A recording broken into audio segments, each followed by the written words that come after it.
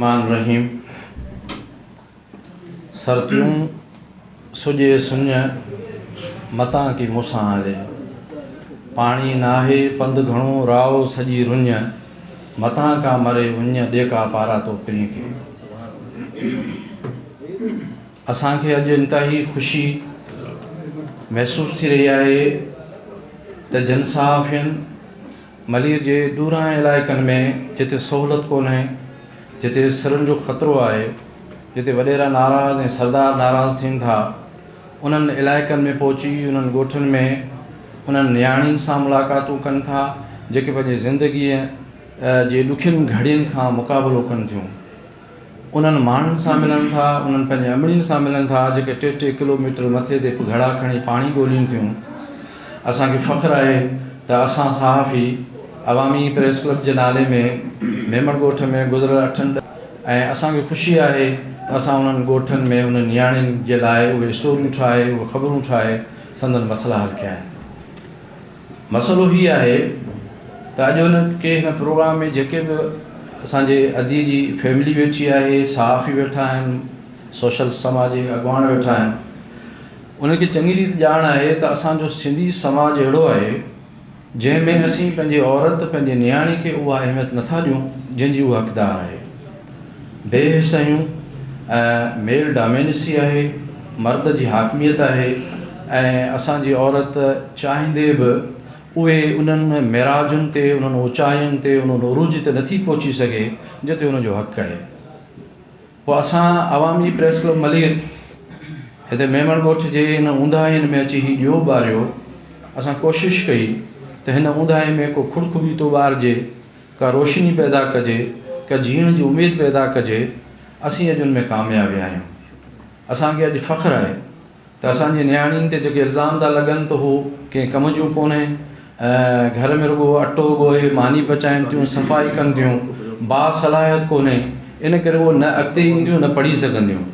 पर अॼु हिकु मलीर जे ज़िम्मेदार सहाफ़ी जी हैसियत में ऐं फ़ख़्र जी ॻाल्हि थो करियां त जमीला मेमण ॻोठ जे उन इलाइक़े में जनमु वरितो जेको इलाही अरसे खां बुनियादी तइलीम ऐं सिहतनि खां महरूम हो। पोइ हुन जेके महिनतूं कयूं, हू जेका घर मां निकिती, हुनखे जेके वालिदैन भाइरनि ऐं उनजे कुटुंब जेका सपोर्ट कई, ऐं वॾी ॻाल्हि इहा आहे त जेकॾहिं उन में पाण हिमत ऐं बहादुरी न हुजे हा त अॼु घर में अटो ॻोहे वेठी आहे। हुन पाण हिमत कई ऐं ॿाहिरि निकिती, ज़माने जा धिका झलई, सख़्तियूं बर्दाश्त कई, ॻाल्हियूं ऐं इल्ज़ाम बर्दाश्त कई। इन खां पोइ अॼु इहा आहे त हू सिंध जी फ़ख़्र लाइक़ु ऑर्गेनाइज़ेशन मलीर बार एसोसिएशन जी लाइब्रेरी। असां मलीर अवामी प्रेस क्लब तरफ़ां न रुॻो जमीला मेमण साहिबा, पर असां पंहिंजे उन इदारे जंहिंजे लाइ असां सहाफ़ियुनि बि लठियूं खाधियूं, असांजे समाज अॻुवान लठियूं खाधियूं, विढ़ियासीं, असीं मलीर जूं अदालतूं बचायूं। उन नतीजे में तमामु बाइज़त ऑर्गेनाइज़ेशन मलीर बार अॼु उनजो सदर साईं रज़ाक सोलंकी साहिब सां वेठो आहे। असांखे दिलि जे गहराइनि सां भलीकार कयूं था।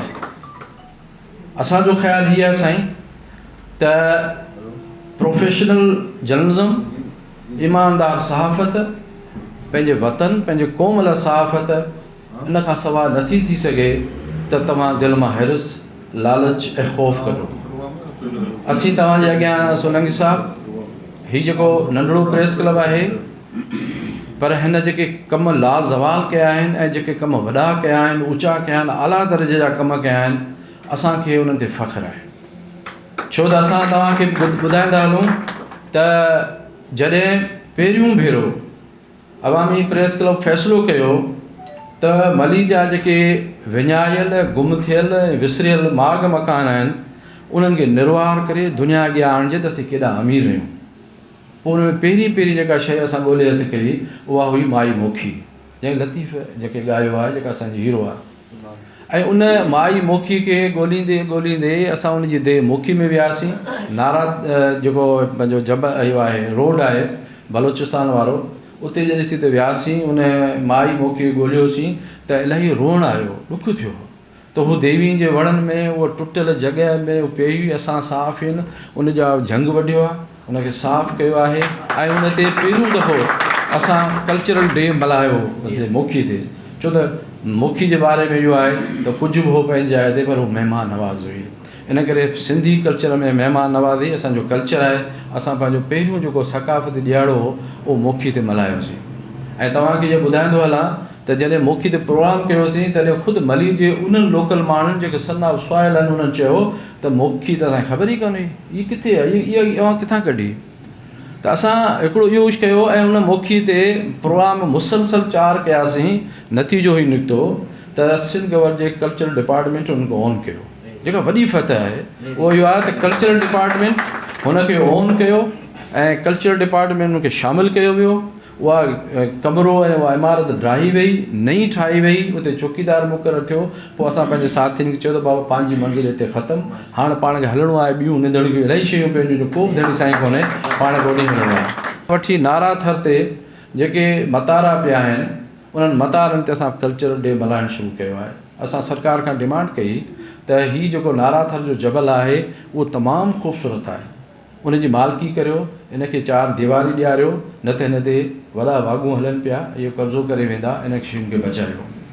इन खां अलावा इलाही सारा अहिड़ा कम असां कया आहिनि जेके हिते नथा ॻणाए सघजनि, वक़्तु घटि आहे ऐं असांखे तव्हांजे मसरूफ़ियतनि जी ख़बर आहे।